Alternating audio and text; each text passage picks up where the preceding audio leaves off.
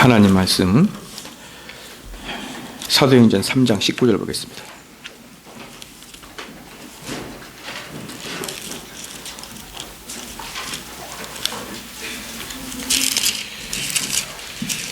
사도행전 3장 19절 말씀 보겠습니다.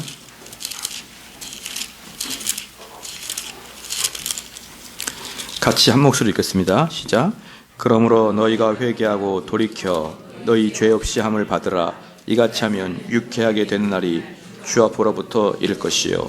아멘. 실론에서 다시 사분 회개와 믿음을 한번 복습을 하고 지나가겠습니다. 중요한 부분이니까 복습을 꼭 해야 될 것 같습니다. 회개와 믿음, 그 부분 펴셨나요?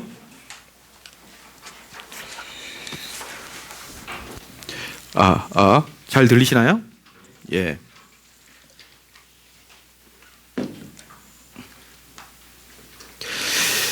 이제 그 두 번째 단 보면은 이 개념은 청교도 회심론에서 아주 특징적인 요소 중에 하나라고 그랬죠. 이 개념이 납득이 돼야, 여러분들이 이 개념이 딱 머리에 인식이 돼야 구원에 대한 그것을 아는 거예요. 그래서 이 회개의 개념이 어쩌면 청교도 신앙의 핵심이고, 그리고 여러분들이 보편적인 교회에서 잘 거의 들어보지 못한 내용이 바로 이 회개의 개념이에요. 이 개념은 그래서 청교도 교회라고 한다 그러면 매우 중요하고 필수적인 요건이죠. 그래서 이 과정을 거치지 아니하면은 우리는 이 믿음 자체가 헛되이 끝나고 말 수밖에 없다는 것을 우리는 인식을 해야 됩니다. 그런데 어떻습니까? 이 개념은 처음에 하나님 말씀을 듣고 납득을 한다 그랬죠. 하나님 말씀 듣고 그렇구나, 내가 지금까지 몰랐던 내용이 바로 이런 내용이구나, 납득을 한 다음에 그 다음에 깨달은 것이에요. 내가 잘못 살았구나, 내 인생이 잘못 살았구나. 그래서 한때는 돈과 명예만 추구하다가 이게 다가 아니구나 라고 깨닫는 그런 시기가 있습니다.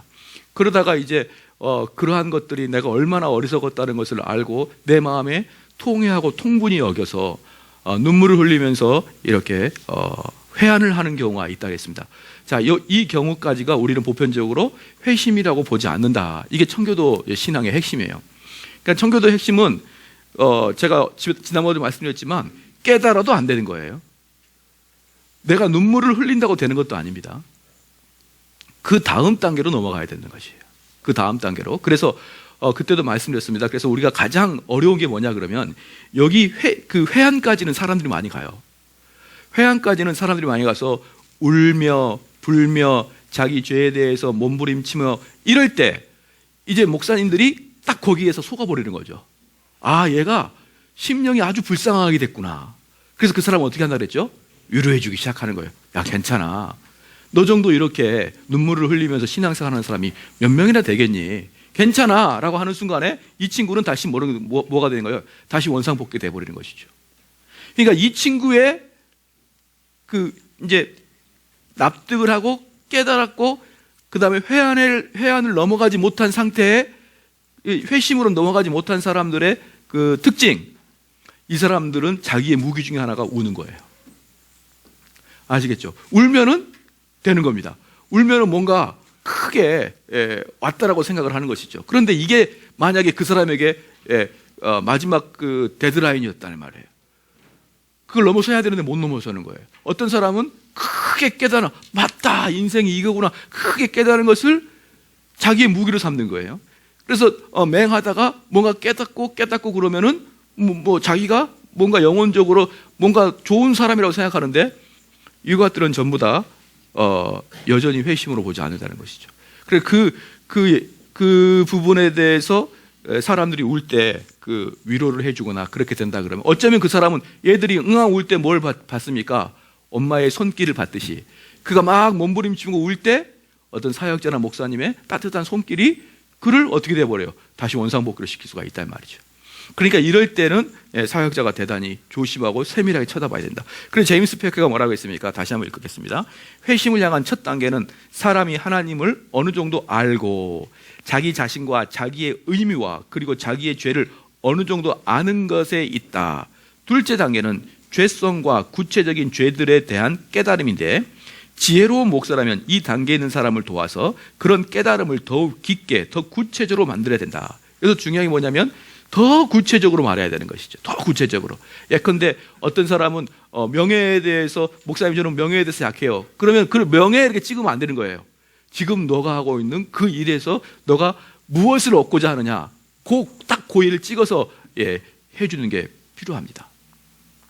아시겠죠? 그 두리둥실 넘어가면 안 된다는 것이죠. 두리둥실 넘어가면 안 되는 것이죠. 두리둥실. 왜냐하면 죄에 대한 건전한 깨달음은 언제나 어느 정도 구체성을 띠기 때문입니다. 그리고 이 회한으로 이어지는데, 이로써 죄 짓는 일을 사랑하는 것을 마음에 제거하고 이 세상의 삶에서 죄를 행하는 일과 결별하고자 하는 시도가 생겨나게 된다. 그러니까 이제 구체성을 띌 때 뭐라 그러냐면, 우리가 설교할 때 여러분 우리는 하나님의 그 명령을 받아서 땅끝까지 복음을 전해야 됩니다, 이렇게 이야기할 때는 다 아멘으로 받아들여요. 그 4월 17일 날 한 명씩 데리고 오세요. 그럼 그때는 화가 나는 거예요. 놀랍죠? 구체성으로 들어가면 사람들이 화가 나요. 사람들이 그것을 지키는 것은 너무 버겁다고 생각하는 것이죠. 여러분들이 정말 하나님 말씀을 듣기를 사모합니까? 그러면 네, 그런데 신론에 나오세요. 그러면은 싫어하는 거죠.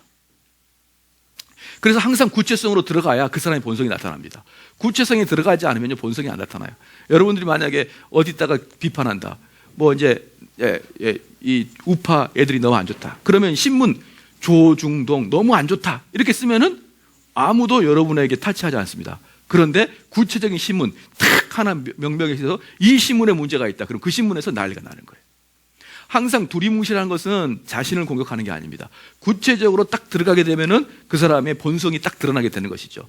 그래서 여기서 어떤 지도자, 지혜로운 지도자는 그 사람을 가만히 보고 그 사람이 여전히 숨기고 있는, 여전히 작은 마음밭에 숨기고 있는 그 죄성이 무엇인지를 발견하고 결국 그것을 찔러줘야 되는 것이죠. 되셨죠? 되셨습니다. 그래서 생겨나게 된다. 청교도 목사는 유유 과정이 죄인의 마음에서 이미 시작된 것을 보고, 여기서 중요한 것입니다. 목회자는 무엇을 봅니까? 성도들의 마음이 지금 어떻게 진행되고 있는 걸 보고. 그렇죠. 자, 여기서 제임스 패커가 말합니다. 제임스 패커는 지금 살아있을까요? 죽었을까요? 예, 아직 살아있어요. 살아있어서 지금 거의 장님이 됐습니다. 원래 눈이 엄청나서 안경이 이렇게 두꺼운데 이제 거의 아무것도 안 보인다 그래요. 이 제임스 패커가 지금 현대에서 청교도와 개혁주의를 가장 많이 섭렵해서 집대성한 분이 제임스 패커예요. 그러니까 이분은 청교도 시대의 사람은 아닙니다. 지금 우리랑 같이 살고 계시는데 이제 아주 연로하셨죠. 그런데 그분이 엄청나게 많은 청교도 서적을 집대성한 분이기 때문에 그분의 이야기는 청교도의 핵심을 뚫고 지나갑니다. 그런데 그분이 뭐라고 합니까? 청교도의 목사의 과정은 죄인의 마음에서 이미 시작된 것을 보고 난 다음에 비로소 그 사람에게 그리스도께 나아가러 강권한 것입니다. 이게 목사의 직분이에요. 목사는 여러분 성도들의 영적 상태, 심령 상태를 계속 쳐다보고 있는 게 목사의 그 본분입니다. 본분. 그러니까 저는 이제 이 부분에서 상당히 제가 우리 목회자들 모이면은 이 부분에 대해서 제가 설명을 하는 게 너무너무 어려워요. 그래서 제가 어느 날 어디 가가지고 목사님들한테 이 이야기를 딱 했더니 무슨 목사가 그렇게 권위가 있냐고 무슨 목사가 그렇게 권위를 가지고 있느냐 그렇게 생각해요. 그래서 제가 물었습니다. 그럼 목회자는 도대체 뭘 합니까? 당신네들이 생각하는 목회자는 도대체 뭐 합니까? 목회자는요, 여러분이 구원의 길로 들어서고 있고 지금 어느 단계에 와 있는지를 세밀하게 살피는 게 바로 목회자의 직무다라고 여기서 분명히 말하고 있는 것입니다. 청교도 목회자들은 그런 권면은 죄에서 구원받기를 마음으로 원하고 있음을 내보이는 사람에게만 줄 수 있을 것이라고 믿었다. 그래서 어떤 사람에게 주는 것이죠? 내가 진짜 죄에서부터 구원받기를 갈망하는 사람에게 무엇을 준다 했습니까? 복음을 준다는 거예요. 그러니까 아무 개념도 없고 복음을 받아들이고 싶지 않은 자에게는 진주 목걸이를 던지지 않는다 그랬죠. 그에게는 진주 목걸이를 던지면 뭐합니까? 그냥 밟을 뿐이에요. 밟을 뿐이에요.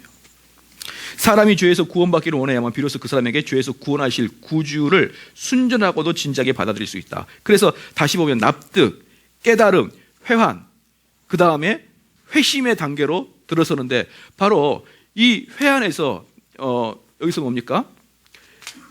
이것을 납득을 할 수 있게 납득을 했다. 납득을 시킨다. 자, 여기서 지금 처음에 회심에 들어갈 때 첫 단계가 납득이죠. 이 납득을 누가 시킵니까? 시작. 납득은 누가 시키죠? 목사님이 시키는 거예요, 목사가. 납득이에요. 납득을 시켜야 될 거 아니니까 말을 해서 납득을 시켜야 될 거 아니에요. 이렇게 모를 척 하세요. 다 알면서. 그런데 바로 목회자가 말을 못 한다. 그럼 어떻게 되는 거예요? 목사님인데 제가 아는 목사님은 이걸 언청이라 그러나요? 언청이? 요렇게 찢어져 있었어요. 요걸 수술했었어요. 요걸 어릴 때. 근데 그분이 목사님이 됐는데 이 말이 어눌해요. 선명하지 않아요. 자, 이런 분들이 목사님이면 될까요? 안 될까요? 뭐 이렇게 크게 소리를 질러요. 된다 안 된다 확실히 말하지 못할 수 있지만 그런 분은 목회를 하면 안 돼요. 왜냐하면 많은 사람을 죽이는 거거든요. 많은 사람을. 자신이야 하나님을 열심히 섬기고 싶은 마음에서 목회자가 되겠지만 목회자는 무조건 뭐가 돼야 됩니까? 앞에서 이야기하는 자가 돼야 되거든요. 그래서 청교도들 목회자들은요, 이 말의 능력이 없는 자들은 목회하면 안 됩니다. 말의 어떤 달란트를 갖고 있지 않으면요, 그냥 열심히만, 그 다음에 또 뭡니까? 또 뭐예요? 하나님을 사랑하는 마음 가지고는 되는 게 아니에요. 왜냐하면은 꼭 목회자가 아니라도 하나님을 사랑할 수 있는 여건은 많잖아요. 그렇잖아요. 그런데 목회자는 꼭 외적 소명이 있어야 되는데 그 외적 소명이 뭐냐면 그 중에 하나가 말을 조리 있게 다른 사람을 잘 납득을 시킬 수 있느냐의 달란트를 스스로 보시기 바랍니다. 어떤 이야기를 해도 무조건 썰렁하게 말하는 사람은 힘들어요. 여러분들이 너무 이상하게 생길지 모르지만 여러분이 왜 제가 이야기하냐면 구원의 문제잖아요. 구원의 첫 단계는 목사님은 성도들을 납득시킬 수 있는 그러한 능력이 있어야 되는 거예요. 은사가 있잖아요. 은사가 각 은사별로 일을 하는 게 맞지 않습니까? 그래서 옛날에는 존 칼빈 시대 때나 종교개혁 시대 때는 선임 목사님이 후임 목사를 딱 고를 때 우리 교회 같으면 중학생이나 초등학생 중에 똑똑한 놈을 주고 말 좀 잘하는 애를 골라요. 너 이제 앞으로 내 후임이 되라. 이래서 그 목사님 집에서 같이 살아요. 옛날에는 같이 살면서 목사님 책 읽을 때 읽고 목사님께서 어떻게 성도들과 대화를 나누는지 다 보고 그렇게 이제 자랐거든요. 칼빈도 그렇게 했었어요. 그래서 그걸 도제식 교육이라 해요. 도제식 교육. 그렇게 했어요. 그래서 목사님이 딱 보고 너 해라 이렇게 목회자를 지목했었어요. 그 당시 제가 목사겠으면 안 그랬다 이 말이에요. 목사님이 너 보면 목회 잘할 것 같다. 그렇게 골랐던 사람들이 됐어요. 왜 그럴까요? 요걸 해야 되니까. 그런데 그냥 요즘은 뭡니까? 그냥 열심만 가지고 예수님을 사랑하는 마음만 가지고 목회를 하겠다는 거예요. 그러면은요, 자기는 괜찮은데 그 교회 성도들은 그 사람이 설교할 때 졸게 되는 것이고 구원의 도를 가르칠 때 맹맹하게 되는 것이죠. 그래서 이 납득을 시킬 수 있는 능력이 목회자에게는 있어야 된다는 것이죠. 그 다음에 이 사람이 납득이 된 다음에 그 다음에 깨닫게 됩니다. 깨닫게 되는데 그런데 이상하게 해요. 같이 말을 해도 계속 깨닫게 되고 이 사람이 깨닫게 돼서 회한한다 그랬죠. 회한한다 그랬습니다. 그런데 같은 이야기를 해도요, 머리가 좋은 사람도 납득을 못하는 사람이 있어요. 머리가 나쁜데도 납득을 하는 사람이 있어요. 자, 무슨 차이일까요? 그게 성령의 역사인 거예요. 이 목사님은 말을 조리 있게 해서 사람들에게 납득할 수 있도록 말을 해주는데 그럼에도 불구하고 어떤 사람은 그것을 오해하고 왜곡하고 또 의도적으로 반감을 가질 수도 있습니다. 그렇죠? 그게 왜? 그건 성령의 역사란 말이에요. 쭉 깨닫게 하는 것도 목회자의 사역인데 그것도 역시 깨닫는 것도 성령의 역사란 말이에요. 그러니까 지금 목회자와 성령이 지금 연합합니까 안 합니까? 계속 연합해서 성도들한테 목회자를 도구로 써서, 그렇죠? 여러분 바로한테 갈 때 누구가 갔습니까? 하나님이 직접 가지 않았잖아요. 바로는 하나님 누구를 보냈습니까? 모세와 아론을 보냈잖아요. 누가 이야기합니까? 아론이 이야기합니다. 모세가 아론한테 이야기하는 거예요. 모세가 아론한테 조곤조곤 하나님이 이렇게 말씀하셨다. 그러면 아론은 그걸 가지고 바로한테 이야기하는 거예요. 하나님께서 바로에게 직접 이야기하지 않으시고 꼭 아론이라는 인간의 도구를 통해서 바로한테 가듯이, 그렇잖아요. 하나님의 말씀이 여러분에게 직접 내려온 게 아니라 목사라는 도구를 통해서 여러분을 간단 말이죠. 그러면은 이렇게 말하면 너무 과합니까? 여러분의 구원의 문제에 있어서 목사는 개입을 한다 이 말이에요. 개입을. 그것을 여러분이 꼭 알아야 됩니다. 이것을요, 현대 목회에는 이걸 거의 몰라요. 현대 목사님들은 너무 겸손했어요. 그런데 그건 겸손이 아니라 자기 임무를 저버리는 그 직무유기죠, 직무유기. 자, 그렇죠. 그래서 계속적으로 여러분들이 구원의 길을 가도록 납득을 시키고 깨달은 다음에, 그 다음에 회한의 단계 들어올 때, 자, 구원을 받은 사람은 눈물을 흘린다 그랬습니까? 안 한다 그랬습니까? 시작. 눈물을 흘리게 되어 있다 이 말이에요. 눈물을. 그 눈물의 양이 많든지 적든지 눈물을 흘리게 되어 있다고요. 그래서 제가 이런 얘기 했습니다.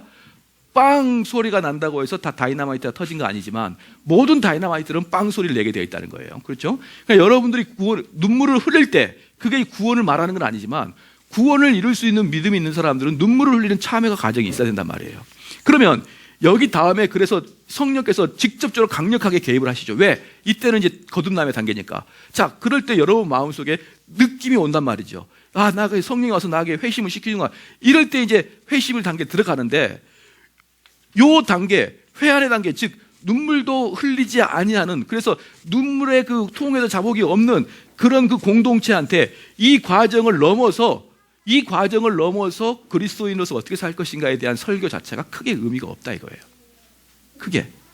그러니까 옛날에 어떤 스폴저 목사님이 그랬나요? 로이 존스 목사님, 제가 지금 생각이 안 납니다. 왜 당신은 맨날 똑같은 설교만 합니까? 이렇게 물으니까 그분이 뭐라고 했죠? 여러분이 똑같이 안 변하니까. 스폴전이 그랬나요? 예, 변할 때까지 할 겁니다 라고 했어요. 그게 무슨 말이에요? 요 단계가 안 보이는 겁니다. 요 단계가. 교인들이 이 단계가 안 보이면 목사님은 계속 여기에 집중하게 돼 있다 이 말이에요. 자, 여기서 쭉 보면은 결국은 우리의 신앙의 형태가 객관적이고 가시적으로 보인다 안 보인다? 보여인 거예요. 요게 핵심이에요. 요게 핵심. 그런데 문제는 뭐냐면 이제 청교도 시대가 끝나고 르네상스가 오면서 아주 중요한 사건이 하나 벌어집니다. 중요한 사건이 뭐냐 그러면 혜성같이 등장한 슈퍼스타가 나옵니다. 칸트라는 사람이 나와요. 칸트라는 사람이 나오는데 왜 칸트가 그렇게 혜성같이 등장하냐면 그때 많은 누구예요? 유럽의 젊은 청년들이 다 교회를 떠나고 있는 겁니다. 그러니까 칸트가 떠나지 못하도록 가가지고 그들을 붙잡았는데 어떻게 붙잡았느냐? 그들은 다 합리적이고 이성적인 사고를 가지고 있는데 도대체가 성경이 믿어지지 않는 거예요. 오늘도 어떤 분이 저한테 와가지고 질문하는데 목사님, 뱀이 진짜 사람입니까? 파충류입니까? 묻더라고. 사람이죠 그랬더니 진짜 파충류가 입을 열어서 이야기를 했단 말이에요? 막 이렇게 그냥 묻는 거예요. 그러니까 그냥 이해가 안 되는 거 아닙니까? 이해가 안 되는 거 아니에요. 그러니까 당시 유럽인들도 성경이 이해가 안 되는 거예요. 너무나 옛날에 콩쥐팍쥐 이야기 같이 딱 실감이 안 나는 겁니다. 그래서 이 유럽인들이 다 교회를 떠납니다. 떠날 때 칸트가 나타났어요. 칸트가 나타나면 뭐냐면 야, 기독교는 그런 게 아니야. 기독교는 너희들의 이성으로 따지고 믿고 그러는 게 아니야. 기독교는 뭐야? 우리의 여기 이성적인 면이 있고 이 이성을 초월해서 요 부분을 형이상학적인 지역이라 그래. 형이상학적. 우리 이성으로 도달할 수 없는 그곳. 바로 이성으로 도달할 수 없는 바로 그곳. 그곳이 바로 종교의 영역이야. 아셨죠? 이성으로 합리적으로 객관적으로 알 수 있는 것은 종교의 영역이 아니고 종교의 영역은 뭐라고요? 우리가 도저히 이성으로는 마주할 수 없는, 그래서 그 뭔가 그 짜릿함이 있는 그 형이상학적인 그 부분이 바로 종교의 영역이야.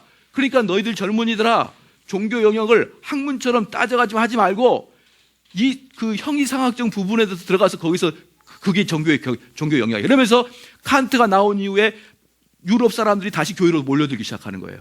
근데 그때 유럽 사람들이 마음속에 뭐가 생겼냐면 종교의 영역은 무슨 상황이다? 형이상학적인 영역이라고 했어요. 그런데 그 전에는 청교도들은 종교 영역이 뭐였나요? 객관적으로 볼 수 있어요. 여기서 아까 볼 수 있었잖아. 너가 믿음이 어디까지 갔다 다 볼 수 있잖아요. 근데 칸트 이후부터는 뭐라고 그러냐?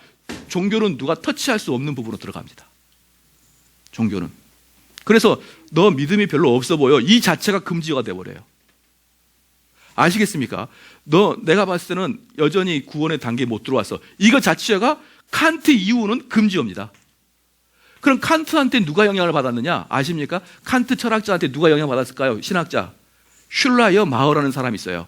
슐라이어 마어라는 사람이 그 칸트에게 영향을 받았는데 그 사람이 자유주의의 아버지입니다. 자유주의. 그래서 그 사람이 뭐라고 했냐면 신앙이라는 것은 네가 옳고 내가 옳고 따지는 게 아니라 하나님과의 이렇게 감각적인 만남이 신앙이다라고 표현하는 것이죠. 그러니까 감각적인 만남에서는 표준 잣대로 구할 수 있습니까? 못 구합니까? 못 구해요. 그래서 그때부터는 신앙을 다른 사람이 평가할 수 없도록 해버린 겁니다. 그걸 다른 말로 현대신학이라고 그래요. 현대신학. 이걸 여러분 꼭 알아야 됩니다. 그래서 신앙에 대해서 말할 수 없고 내 신앙에 대해서 왈가불가 못하는 것은 성경적인 가치관이 아니고 현대신학, 좀 더 말하면 유럽 교회를 파괴했던 자유주의적 경향이에요. 그런데 여기다가 또 뭐까지 포함됐으니까 요즘에 포스트 모더니즘이라는 사상까지 해서 진리를 상대화시키기 때문에 내가 만난 하나님을 너가 어떻게 알아? 내가 만난 하나님을 너가 어떻게 평가할 수 있어? 내 신앙을 너가 어떻게 평가할 수 있어? 내 구원의 방도를 네가 어떻게 평가할 수 있어? 이렇게 이야기하는 건 쉽죠? 만약에 그렇게 이야기한다 그러면 이 과정 속에서, 잘 보세요, 이 과정 속에서 목사의 개입이 어디 들어갈까요? 들어갈 데가 없어요. 들어갈 데가. 이렇게 만들어버린 겁니다. 이게 지금 현대 신학의 가장 맹점이에요. 그래서 여러분들이 보통 현대 신학 그 슐라이어마을, 아까 칸트 이후의 슐라이어마을을 자유주의 신학의 아버지라고 표현하지만 또한 다른 말로 현대 신학의 아버지라고 그래요. 그럼 현대 신학, 그럼 다른 말로 딱 이거면 됩니다. 내 신앙에 대해서는 타치하지 마. 이게 현대 신학이에요. 내 신앙에 대해서는 너가 알 바가 아니야. 너가 뭔데 내 신앙의 비율이 이건지 긴지 짧은지, 너가 무슨 고난으로 나에게 그렇게 이야기하니? 다름합니다. 이것은 뭐라고요? 이것은 성경적 가치관이 아니라 현대주의 자유주의 가치관이에요. 아시겠죠? 자, 그러면 여러분들은 만약에 제가 여러분한테 가가지고 집사님의 신앙의 상태는 이건 옳지 않습니다. 집사님 신앙의 상태는 아직도 구원의 단계에 들어가지 못했습니다. 그럼 어떨까요? 그럼 여러분 어떻게 하는 거예요? 눈물을 흘리면서 더 열심히 주의 일을 섬기려고 하는 거예요. 영국 교회 같은 경우는요, 누가 세례 받는 자만 성찬식을 하죠. 세례 받는 자만 성찬식을 하죠. 그런데 여기 100명이 모이면 20명만 세례를 받아요. 나머지는 자기가 거듭나지 않았다고 안 받습니다. 30년을 교회 다녀도. 그게 그들에게 그냥 일상이에요. 근데 우리는 네 믿음이 좀 없는 것 같다. 그럼 막 열나가지고, 그럼 믿음이 있다고 얘기해주면 그래서 지옥 가면 어떻게 할 겁니까? 제가 만약에 여러분들 여기서 학원 선생인데 너 그렇게 해가지고는 택도 대학교 못 들어가, 이렇게 해서 이 사람을 정신 차려서 공부하게 이끄는 게 선생의 이야기지, 이 사람에게 꿈과 비전을 주기 위해서 지금 충분할 수 있어, 할 수 있어, 그렇게 한다고 되는 게 아니지 않습니까? 그렇죠. 지금 너가 시험 봐봐. 시험 봐보면은 너의 랭킹이 어디가 돼 있어, 너 이 상태에서는 안 된다라고 계속적으로 점검해 주는 게 학원 선생의 일이지 않습니까? 마찬가지로 여러분의 구원의 도가 만약에 현대신학처럼 확인할 수 없는 영역에 들어간다 그러면 어떻게 태클해주고 어떻게 여러분을 인도할 수 있겠습니까? 그렇잖아요. 바로 그게 현대신학의 명점이에요. 아시겠죠? 자, 그런 신학이 들어가면 어떻게 될까요? 시작, 교회는 죽어버리고 하는 거예요. 아무도 그 사람의 신앙에 대해서 터치할 수 없는 영역으로 들어가 버리기 때문에 무언 소리를 해도 그냥 신앙은 개인적인 사적인 영역 끝납니다. 그래서 여러분들은 항상 담임 목사님에게 뭘 해야 되는 거예요? 이걸 보여줄 수 있는 상태가 돼야 되는 것이죠. 그 제임스 패키가 뭐라고 했습니까? 그 네모칸 밑에 한번 읽어볼게요. 청교도들은 다른 식으로는 구원이 가능하지 않다고 보는 것이에요. 이게 지난주에도 밑줄을 그으라 그랬죠. 그리하여 이들은 절대로 이 필수적인 예비 과정을 그냥 질러서는 안 된다. 이게 핵심이에요. 자, 여기 한번 봐볼까요? 여러분들이 이 과정을 거쳤느냐 스스로를 평가하고 여러분들이 이 과정을 거쳤는지를 저한테 이야기를 해야 되는 거예요. 목회자한테. 나는 어떻게 해서 이 과정을 거쳐서 이야기를 하는 거예요. 그럼 만약에 목사님 이런 과정이 없습니다. 그럼 그 과정을 이루도록 노력을 해야 되겠죠. 그런데 문제는 뭐냐? 청교도들은 이 과정을 그냥 지나치려고 꿈에도 꾸지 말라는 거예요. 꾸져요. 그러니까 어떻게 합니까? 내가 구원받았다고 치고, 내가 구원받았다고 치고 구원받은 백성으로 살아가자. 그게 말이 됩니까? 안 됩니까? 안 되는 거예요. 안 되는 거예요. 그게 안 돼요. 절대로. 그렇게 해서 여러분 용기 얻고 비전 얻으면 뭐 할 겁니까? 내가 이 땅에서 살아가서 열심히 살아가는데 마지막에 나는 천국 백성이 아닌 걸 확인되면 어떻게 할 거냐 이 말이에요. 그러니까 지금부터 그것을 우리는 꾸준히, 자, 봐봅시다. 우리 기독교인들한테는 지난번에 말씀드렸지만 세 가지로 우리는 선택받습니다. 세 가지로. 첫 번째 언제입니까? 시작. 첫 번째 창세 전부터 우리는 선택받았어요. 창세 전부터. 두 번째 언제 선택받았습니까? 십자가상에서 선택받은 거예요. 그리스도 안에서. 세 번째 언제죠? 현대입니다. 지금. 지금 여러분이 그 선택에 대한 칭의에 대한 체험을 해야 된다. 이게 바로 청교도 이야기예요. 지금 장로교는 체험 안 해도 된다는 거예요. 지금 보편적인 한국교회에서는 내가 성령께서 나를 지금 거듭나게 해주신 것에 대해서 체험을 안 해도 언제? 창세 전에 예수 그리스도 통해서 내가 구원받았을 것을 확신했으니까 지금은 나는 체험 안 해도 된다는 게 보편적인 교회에서 말하고 있는 겁니다. 그래서 아무런 구원의 증거를 대라고 아무데도 이야기를 안 해요.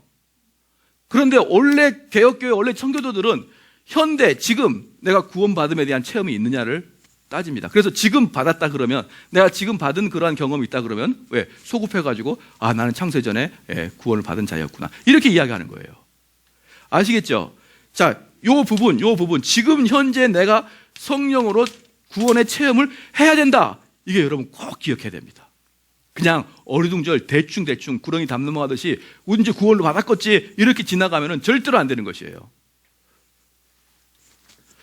자, 그 다음에 쭉 넘어가서 그 다음 페이지를 이제 보겠습니다. 이게 중요하다고 이제 말씀드렸어요. 그 다음에 두 페이지 지나서 토마스 맨튼 보이나요?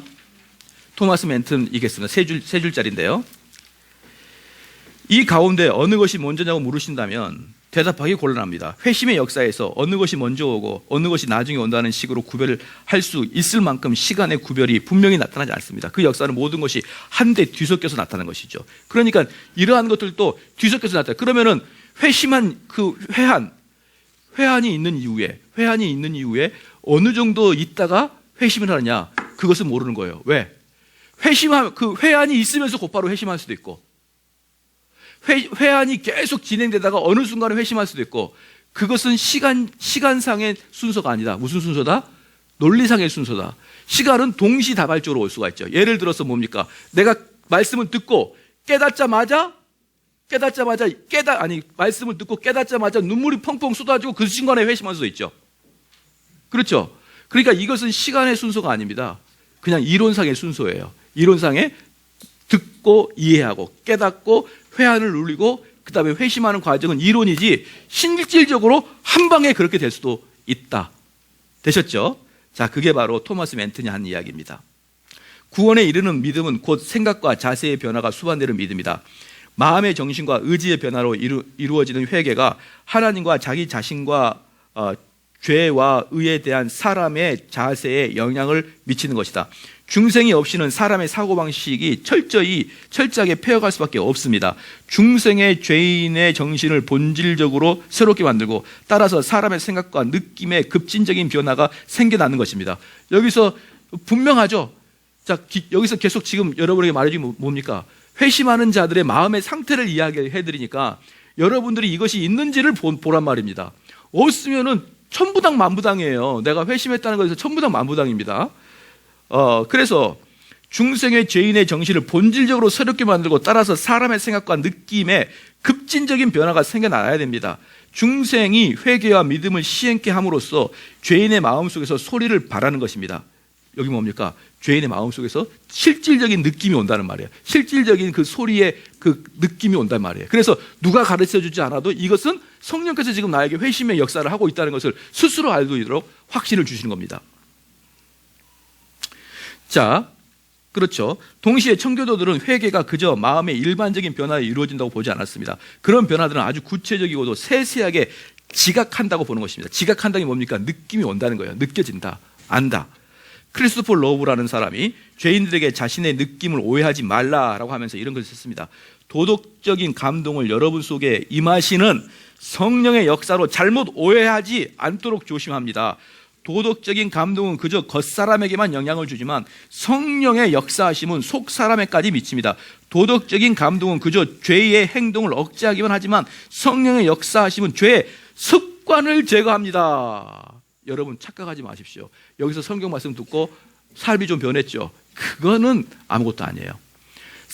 내 삶이 좋아진 쪽으로 증보했다. 그것은 우리를 구원했다는 증거가 아니라 이 말이에요. 뭐까지 없어지는 것입니까? 여러분의 죄의 습관까지 없어져 버리는 거예요. 습관까지. 이 죄가 계속 남아있고 계속 번번이 짓고 있네요. 그건 전혀 습관이 안 나가 있는 것이죠. 그것은 단지 여러분들이 이 말씀을 듣고 이 말씀을 도덕적으로 적용하게 되므로 참는 거죠. 참는 거. 본질이 변화된 거 아니에요. 그 본성 자체가 변화된 게 아니라 본성은 변화되지 않고 참아. 왜? 나는 신론을 들었으니까. 나는 집사니까. 나는 권사니까. 나는 누구니까 참고 있는 거예요. 목사님 말씀 들어보니까 그 말이 맞는 것 같아 참고 있는 거예요. 그런데 뭐가 변하지 않는 거예요? 습관 자체는 안 변하고 있는 것이죠. 자, 그렇게 안 변한 사람에게 택도 없습니다. 그 사람에게는 구원을 선포하지 않죠. 구원에 대해서 이야기를 하지 않는 것입니다.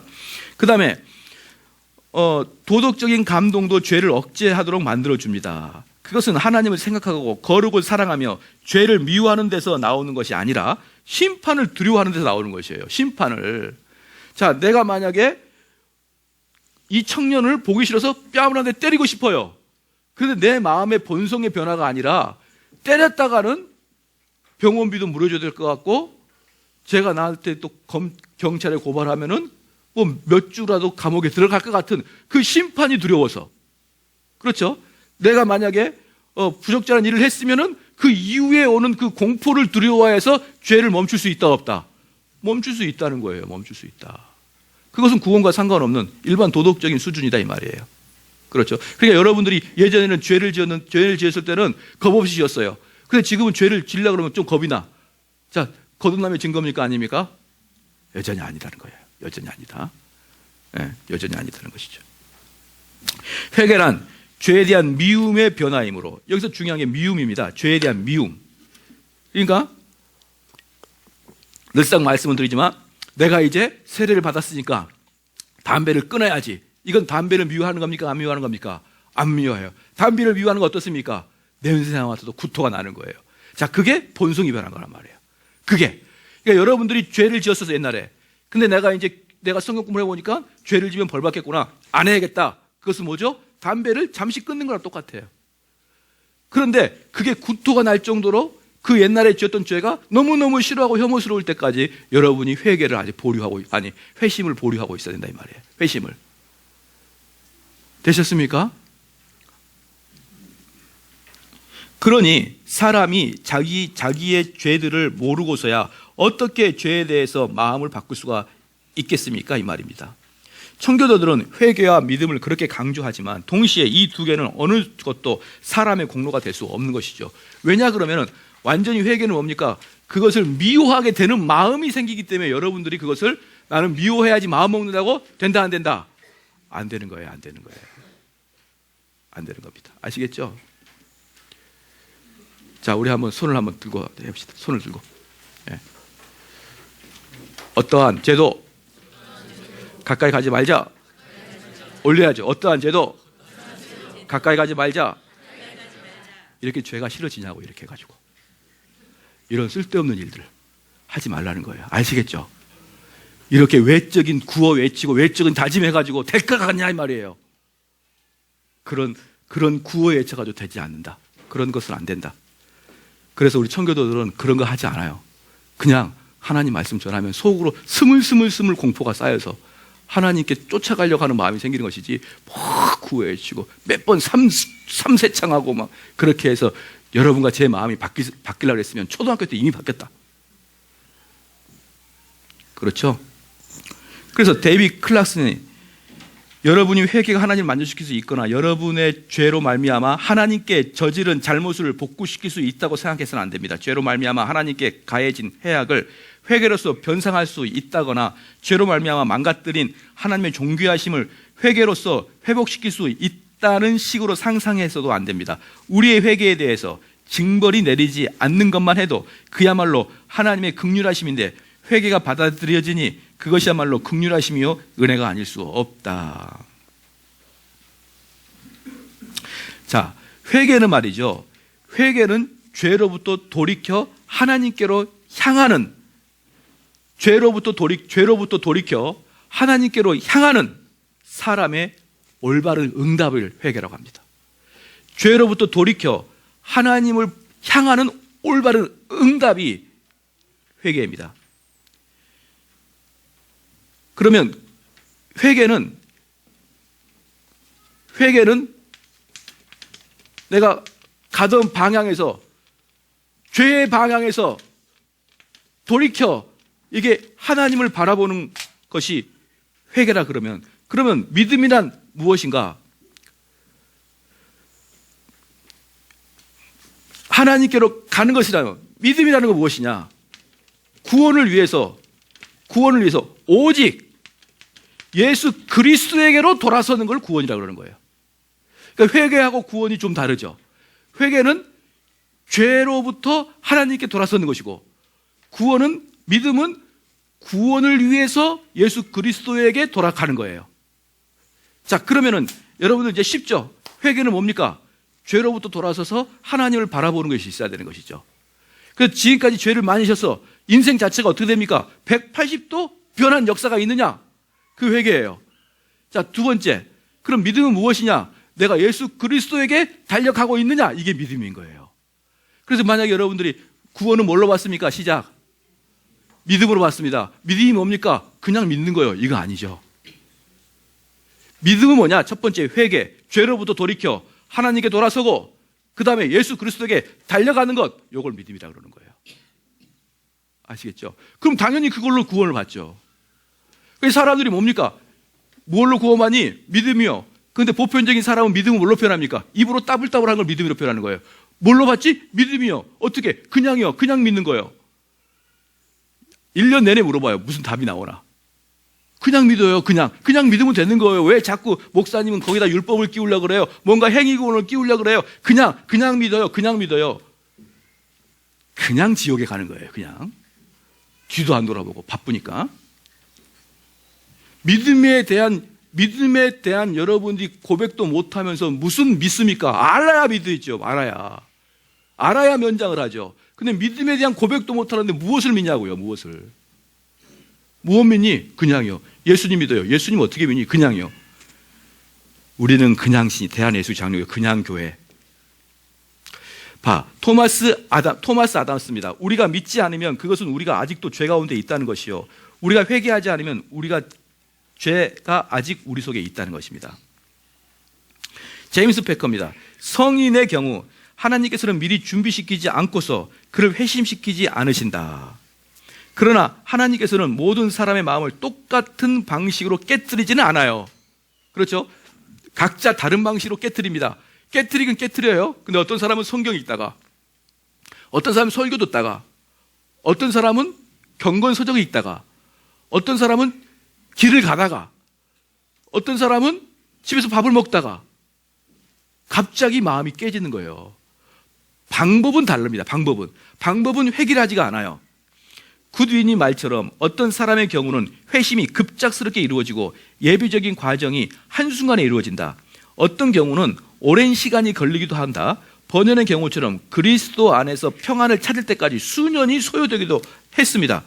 하나님께서 각 죄인에게 깨달은, 여기서 보십시다. 수년이 뭐냐고. 그럼 목사님, 나도 이렇게 수년 동안 이렇게 가다가 어느 정도 깨닫겠네요. 천만의 말씀이에요. 천만의 말씀. 만만의 말씀이에요. 여기 수년은 뭡니까? 수년은 뭐예요? 아까 여기 회한의 단계에서 수년이 있었던 거예요. 존 번역 같은 경우는. 회한의 단계에서 수년. 그러니까 그 사람은 맨날 눈에 물기가 주렁주렁. 우리처럼 태평하고 평안하게 교회를 다니는 게 아니라 회한의 단계에서 5년, 6년, 7년, 8년 이렇게 있는 거예요. 미쳐버립니다. 그러면은요. 미쳐버려요. 정신병까지 걸릴 정도예요. 아무런 삶의 의미도 없고 아무런 기쁨도 없고. 이것이 해결되지 않으면 뭐랑 똑같냐면 저는 이거 표현할 때 다 이렇게 표현합니다. 여러분의 자녀가 죽었을 때 그 느낌 있죠. 집에 가봐도 뭐가 없어요? 기쁨이 없어요. 내가 진급해도 기쁨이 없어요. 내가 돈벼락 맞아도 기쁨이 없는 거예요. 왜? 소망이 사라졌으니까. 근데 지금 존 번역 같은 게 뭡니까? 그 기간이 몇 년을 지났다니까요. 그게. 그럼 살 수 있겠습니까? 그게? 그 문제가 해결되지 않으면 어떠한 것도 나에게 기쁨이 없다. 이런 상태까지 존 번역은 오랫동안 있었어요. 그래서 이 회한의 기간이 수년이 있었다. 이것이 이렇게 평범하게 가다가 어느 순간은 내가 거듭나겠다. 그렇게 가면은 절대로 안 됩니다. 그래서 우리는 갈급하게 뭐라 해야 됩니까? 하나님, 나를 신속히 깨닫게 해주시고 신속히 거듭나게 해주십시오가 최고죠. 신속히 거듭나지 않고 회한의 경우에 5년, 6년 있어버리면 정신적인 문제가 발생할 수밖에 없는 거예요. 그렇죠? 그래도 거듭남의 과정을 가야죠. 그렇죠? 하나님께서 각 죄인에게 깨달음과 각성을 주시는데 어느 정도가 걸리며 또한 그것이 어느 정도나 강렬한지에 대해서는 일정한 규칙은 없습니다. 그러므로 하나님께서 원하시는 대로 유효적 소명의 역사가 속히 진행되기도 하고 천천히 진행되기도 하는 것입니다. 청교도 목사는 회심의 과정에서 자기가 담당할 부분은 산파의 역할로서 현재 일어나고 있는 일을 잘 살펴서 각 단계별로 적절한 도움을 주는 것이라고 보았다. 그들은 또한 중생의 과정이 얼마나 속히 이루어질지를 예측할 수가 없고 그 속도를 자기들이 정할 수도 없다는 것을 인식하고 있습니다. 하나님께서 친히 그의 말씀을 통하여 죄인을 납득시키고 깨닫게 하시고 회심시키기 때문에 청교도 설교자는 전도를 위하여 자신이 담당해야 될 의무는 바로 현재 다루는 그 본문에 게시되어 있는 대로 하나님의 뜻을 선포하며 잃어버린 자들에게 구원으로 향하는 길을 보여주며 불신자를 권면하여 불법을 배우고 하나님의 말씀을 묵상하고 하나님 앞에서 스스로 낮아져서 하나님께서 그들의 죄를 보호하시고 그리스도께로 나아가기에 필요한 은혜를 주시기를 간구하게 하는 것으로 보온 것이에요. 그러니까 목사의 일은 무엇입니까? 여러분을 잘 살피고 여러분을 어떻게 하는 것이에요? 결국은 낮아지도록 만들어야 되는 거예요. 목회자의 일은 여러분들을 가만히 보는데 첫 단계부터 끝 단계까지 계속 여러분들을 낮아지게 하는 게 무슨 일이다? 목사의 일이다요. 목사의 일이다.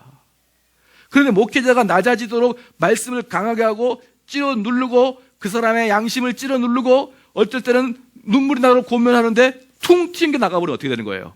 그러면 은혜의 방패를 떨어져 버린 거예요. 그렇죠? 동의하시죠? 바로 목회자의 일은 그런 일인데 목회자가 엉덩이 툭 툭쳐주면 괜찮아. 그것은요 곧 여러분을 어떻게 지옥으로 끌고 가는 거예요. 지옥으로. 그런 목회자 절대로 좋아하지 마십시오. 목회자는 무조건 딱 봤을 때 어떤 표정이냐? 무서운 사람을 보래요. 무서운 사람. 그렇죠? 무서운 사람. 저분이 나한테 설교할 때나 저분이 나한테 성경 공부 가르칠 때나 저분이 나한테 상담 들어올 때는 무서워야 됩니다. 그래야 여러분이 낮아지고 예수 그리스도를 만날 수 있는 거예요. 되셨죠? 어떤 목회자가 좋습니까? 옆집 아저씨 같은 목회자는 안 됩니다. 그래서 그에게 예를 들어서 우리 앞에 있는 형제한테 괜찮아, 그 정도 하면 충분해, 이렇게 하면 안 되는 거예요. 계속 찍어 눌러야 되는 것이죠. 언제까지? 시작. 언제까지? 너. 언제까지? 평생. 평생 누르면 평생 어떻게 됩니까? 겸손해지겠죠. 평생. 그러니까 목회자는 이 사람이 회심했는지 안 했는지 확인 안 해도 됩니다. 계속 말씀으로 누르고 평생을 이 사람을 그렇게 끌고 가는 거예요. 이제 회심했구나. 이제부터는 비전. 이게 아니라니까요. 이거 아니에요. 평생을 이 사람을 말씀으로 찍어 눌러야 되는 것이죠. 그러니까 우리 성도님들은 여기 벌써 신론 정도 들으신 분들은 바로 이 말씀을 여러분이 딱 이해하시죠. 그러니까 제가 여러분을 눈을 흘겨띄면서 똑바로 신앙생활 해요, 이렇게 해도 여러분은 기쁨으로 받아들여야 되나 안 됩니까? 딱 째려보세요. 그렇게 해가지고 무슨 신앙이냐 그러면은 제가 지나갈 때 돈을 찔러줘. 감사합니다. 감사원금을 찔러주면서 감사합니다 이래야 되는데 무슨 목사가 맨날 저렇게 위아래를 쳐다보고 말이야. 자기가 나를 언제 봤다고 평가하고 말이야. 그렇게 되면 우리는 복 못 받은 겁니다. 그러면요. 이 말씀이 합당하게 느껴지길 바랍니다. 제가 여러분 뭘 보기 싫어서 제가 여러분한테 찍어 누를까요? 여러분들이 어떻게 되기 위해서? 그리스도 만나기 위해서. 왜 저는 이 일을 그렇게 할까요? 시작. 저는 몇 번이 말했는데 제가 왜 여러분들이 그리스도 만나게 하기를 원할까요? 시작. 여러분이 그래야 제가 면류관을 받는 거거든요. 바울이 그 제자들한테 너희는 나의 면류관이다 그랬잖아요. 여러분들에게서 이런 거듭난 자가 많이 나타나면 저는요 천국이 확답되는 거예요. 저는 왜 이래요? 서로 조차하는 건데 서로 조차하고 가자는데 왜 자꾸 이렇게 반항을 하냐고요. 반항을. 천국 가자는데. 그렇잖아요. 그런 거예요. 그래서 이 목회자들은 여러분들 중에 한 명씩 정말 주님을 위해서 헌신하고 거듭난 자 나타날수록 이 속에서 어때요? 하나님 또 하나 맺었습니다. 또 하나 맺었습니다. 막 카운트하는 겁니다. 또 나갔습니다. 또 나갔습니다. 그럼 얼마나 아파요, 마음이. 그 인간이 또 못 견디고 또 나갔습니다. 얼마나 마음이 아파요. 또 한 명이 주 앞에 헌신했습니다. 또 한 명이 태어났습니다. 얼마나 기분이 좋은지 모릅니다. 자, 그렇죠. 예, 제임스 패커 계속 읽겠습니다. 하나님께서 친히 그의 말씀을 통하여 죄인을 납득시키시고 깨닫게 하시고 회심시키시기 때문에 청교도 설교자는 전도를 위하여 자신이 담당해야 할 의무는 바로 현재 다루는 그 본문에 게시되어 있는 대로 하나님의 뜻을 선포하여 잃어버린 자들에게 구원으로 향하는 길을 보여줍니다. 밑에 읽습니다. 청교도 설교자들은 회중들에게 그리스도를 죄에서 구원하시는 완전한 구주로 여겨 그를 꼭 붙들라고 권면하였고, 또한 지치고 힘든 영혼들에게 그들을 막기 위하여 기다리라고 계시는 구주께로 나오라고 초청하였습니다. 그들은 회중들에게 그리스도와 더불어 무슨 일을 하라고 하지 않았습니다. 오히려 회중들에게 하나님께서 그들에게 무엇인가를 해주기를 구하라고 권면했습니다. 회개와 믿음이란 하나님께서 중생한 심령 속에서 베푸신 은혜들이라고 믿었습니다. 그렇죠. 찰스 핀이 어떤 사람이에요? 이름 자체가 벌써 안 이쁘잖아요. 벌써 이름 자체가 안 이뻐요. 그런데 이 사람은 뭐라고 했냐면, 죄인들은 반드시 자기들이 무언가를 해야 한다고, 즉 회개해야 한다고 느끼도록 되어야 합니다. 그 일은 하나님도 사람도 다른 어느 누구도 아닌 그들 자신이 해야 될 것이라고 깨닫게 하는 것이죠. 그렇죠? 이게 피니가 하는 겁니다. 그 일은 사람이 행해야 할 일이지 오기를 기다려야 할 것이 아닙니다. 그리고 지금 당장 그렇게 해야 합니다. 그렇지 않으면 영원한 죽음을 당할 위험에 빠졌습니다. 그러니까 여기서 말하는 건요, 찰스 피니는 찰스 피니식 성도, 여기 있는 분들 중에 만약에 내가 찰스 피니 성도다, 그러면 어떤 현상이 나타나느냐? 찰스 피니는 여기 행위구원자거든요. 찰스 피니는 안 돼요. 그 사람 때문에 아주 장로교가 엉망이 됐습니다. 찰스 피니는 나쁜 사람이에요, 우리가 보기에는.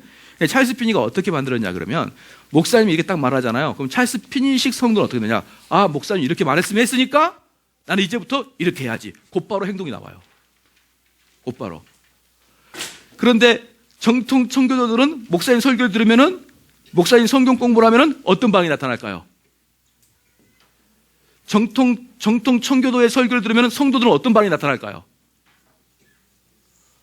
아유, 나 그럼 뭘 어떻게 하라는 거야 도대체. 이렇게 나타나고, 찰스 피니식 알미니안식 설교 들으면 어떻게 될까요? 그래, 나 이렇게 해야지. 이렇게 해야지. 목사님 이렇게 하지 마라 그랬어. 목사님 이렇게 하라 그랬어. 이렇게 그때 행동의 결정이 나와요. 그러니까 제가 만약에 여러분이 성도로서 어머니께 효도하십시오. 그럼 금방 딱 나타나죠. 그래, 나 가서 엄마한테 효도해야지. 그게 알미니안 설교예요. 알미니안 설교. 알미니안 설교는요, 여러분에게 딱 목소리가, 목사님이 이야기 말씀하면은 여러분이 지켜야 되고 해야 될 일이 팍팍팍 떠올라요. 근데 청교도 설교는 딱 들으면은 뭘 하는 거야 도대체. 내가 뭘 어떻게 해야 되는 거야. 이러면서 뭘 합니까? 한숨만 쉬고 있는 거예요. 한숨만. 그게 오래도록.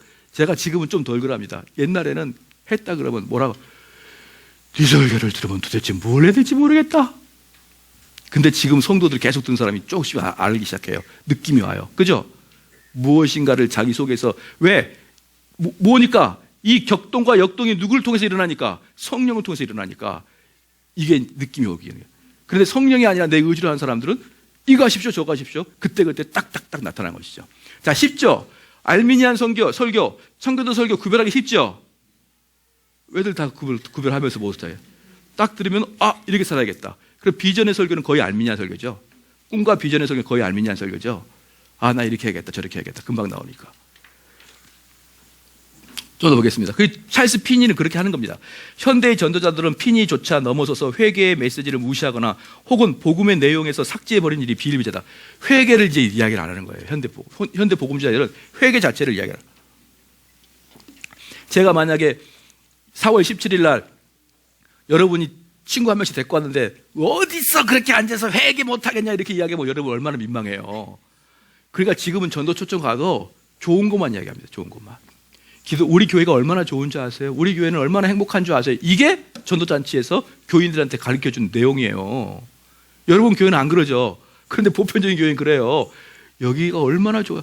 이 삼성교회를 다니면 얼마나 행복한데. 그러면서 탁 동영상 떨어져. 어떤 동영상?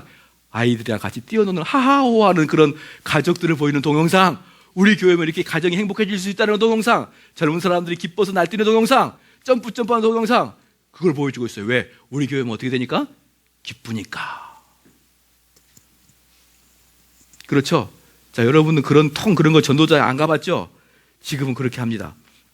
그래서 구원을 위해서는 하나님을 향해서나 사람을 향해서 행실의 변화가 있어야 한다는 가르침이 있다면 그것은 믿음에다가 인간의 행위와 노력을 첨가시키는 것이다. 이것은 모든 성경과 모순되는 것이요 저주받아 마땅하다. 이게 누가 이야기하는 겁니까? 피니 전도자들이 얘기해요. 피니. 그러니까 여러분들이 구원을 받으면 받았지 그것이 행위로 나타나는 것을 증명하는 건 행위 구원 아니냐? 나쁜 놈들이죠. 그래서 그 사람들에게 어떤 구원의 열매를 보여주자. 그래서 야 너가 지금 정말 구원 받았어? 그럼 너 구원에 대한 열매가 뭔데? 구원에 대한 열매는 오래 걸립니까? 적게 걸립니까? 오래 걸리죠. 시간이 오래 걸리니까 오래 걸릴 때까지라도 이 사람에게 구원의 열매가 나타나야 돼요. 근데 피디주의자들은 어떻게 합니까? 말로 고백하면 되는 거예요. 그러니까 굳이 행위가 나타나지 않아도 행위를 강조하는 것은 뭐라고 하냐면 목사님 이건 행위구원 아닙니까? 어떻게 행위에 급변한 변함이 없이 어느 누가 구원을 확증해 줍니까? 어느 누가. 마음과 행위 자체가 완전히 변해야 되는데요. 본성이 변해야 되는데 본성이.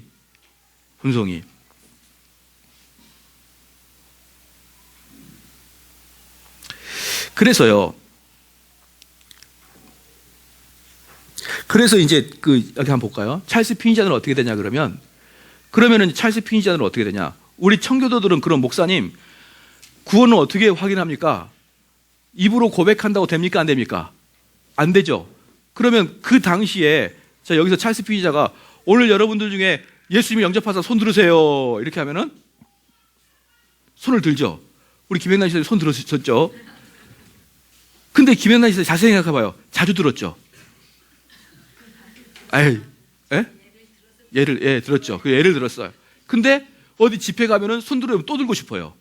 성령님이 왔다 갔다 하시는가? 내주하지 않고. 그렇죠. 그런데 보십시오. 내가 주님을 영접하고 손을 들었습니다. 자, 이게 성령의 역사입니까? 나의 마음의 역사입니까? 몰라요. 몰라. 뭘 나의 마음의 역사입니까? 몰라요. 자, 청교도는 뭘 보고 합니까? 그리고 3년을 보는 거예요. 그리고 그의 열매를 보는 겁니다. 아무것도 안 나타나죠? 그 너 인격의 역사였다, 임마. 그래서 지금 여기서 여러분 손 들어요. 내가 주님 영접하기로 했습니다. 손 들어요. 자, 청교도는 뭐 한다고요? 3년을 본다 그랬죠. 자, 그럼 청교도는 손 들을 필요 있습니까? 없습니까? 없죠. 손 드는 거 아무 의미가 없어요. 다짐하거나 웃자 하거나 손을 들거나 막 손을 만세하거나 아무 의미가 없어요. 그런데 그것을 알미니안들이 하죠. 찰스 피니가 하죠. 그럼 어떻게 됩니까? 손을 들면 어떻게 되는 거죠? 시작. 다 손을 들면 여기 사람 다 구원받았어 이렇게 하는 거예요. 밑도 끝도 없이 손 들었으니까 다 구원받은 거예요. 뭣도 없이 눈물의 통회함도 없이 성령의 열매도 없이 아무 근거도 없이 손 들었고 그 집회에 참석했고 좀 감동을 받았으니까 구원받은 자로 쳐버리는 거예요. 자, 그런 사람은 어떻게 들어오는 거예요? 떼거지로 교회로 들어와요. 그럼 교회가 뭐가 됩니까? 불신자의 시작이 되는 거죠. 불신자의 시작. 불신자가 더글더글한 시장. 불신자가 많으면 어떻게 됩니까? 참된 성도는 떠나게 돼 있는 거예요. 그게 현대교회의 모습이죠. 현대교회에서는요, 그 사람이 교회에 들어올 때 그 사람이 거듭난지 안 하는지 체크 절대 안 합니다. 체크리스트 자체가 없어요. 여러분 속았지 않아요, 그럼? 아니, 난 지옥 간단 말입니다. 지옥 가는데 그냥 교회에 앉아 있는 거예요. 그 누구 하나 여러분이 천국 가는 걸 체크도 안 해준단 말입니다. 그런데다가 왜 여러분의 영혼을 맡기냐 이 말이에요. 놀라운 일입니다, 그건. 아무 근거 없이 찰스 피니식의 전도법이 한국교회 다 점령해가지고 성도들한테 누가 구원을 체크리스트를 갖고 있냐고요, 누가. 그냥 와주는 것만도 감사하는데. 그렇잖아요, 그죠? 그래서 성령님의 적절한 예비적인 역사하심 없이 그냥 즉시로 결단하도록 호소한다는 것은 바로 사람들이 어느 때든 마음만 먹으면 그리스도를 자기들의 구주로 받아들일 수 있다고 전제하는 것이죠. 사무엘 크레독은 이렇게 말했습니다. 사람에게 최종적인 멸망이 되는 것은 사람이 죄 가운데로 타락했다는 사실이 아니라 회개와 그리스도의 피를 의지함으로 죄로부터 자기 자신을 회복시켜야 하는데도 그렇게 하지 못하고 죄 가운데 계속 남아있는 사실입니다. 오직 하나님만이 회개와 믿음을 베푸실 수가 있습니다. 그러나 동시에 그의 책임은 사람에게 있습니다. 청교도들의 회신감과 믿음은 바로 이것입니다. 구원의 확신입니다. 현대 신학자들은 청교도들이 행위로 말미암아 구원을 가졌다라고 판단해 왔습니다. 이게 바로 이거 잘 보십시오. 청교도들은 어떤 오해를 받느냐? 율법주의나 행위 구원자는 오해를 청교도들은 받게 돼 있어요. 되셨죠? 여러분들이 율법주의라고 제가 율법주의라고 볼 정도로 여러분의 행동을 보는 거예요. 여러분의 마음의 변화를 본단 말이에요. 행동의 변화 없이, 행동의 변화 없는 것은 마음의 변화가 없다는 뜻이거든요. 행동의 변화가 있다. 그것은 마음의 변화가 없든지 마음의 변화가 있든지 둘 중에 하나잖아요. 근데 행동의 변화가 없다. 마음도 안 변한 거거든요. 그렇죠? 그러면은 너 임마 구원 못 받았어. 그러면 당장 뭐라고 합니까? 목사님 행위 구원 아니에요? 그래서 청교도들은 율법주의와 행위 구원론자라는 명함을 항상 달고 다닙니다. 근데 이걸 뭘 몰라서 그럽니까? 율법의 역할과 그 행위가 나오게 되는 메커니즘을 모르기 때문에 그냥 대놓고 아무것도 모르니까 목사님 율법주의 아닙니까? 목사님은 행위 구원론자 아닙니까? 이렇게 이야기한다는 것이죠. 되셨죠? 예. 우리 홍 권사님,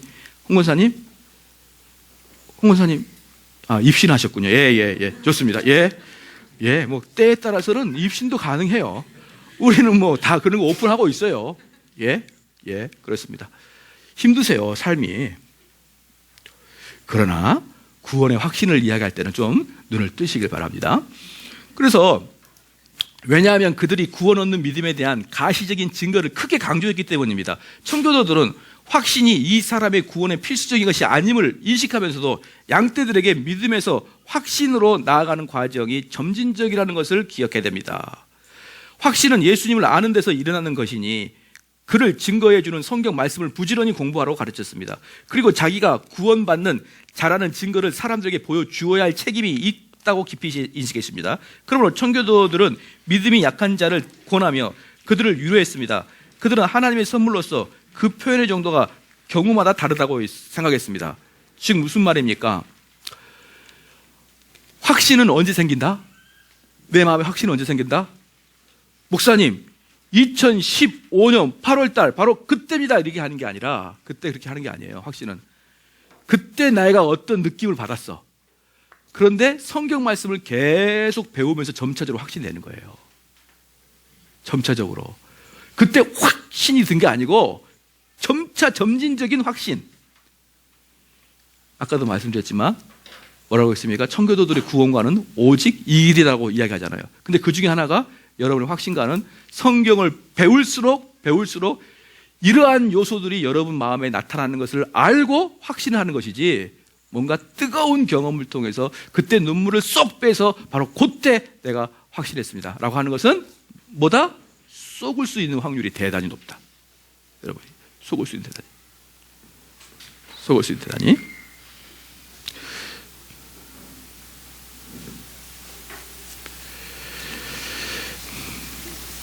자, 그런데 이제 문제는 뭐냐면 그럼 목사님 믿음의 단계가 있을까요? 없을까요?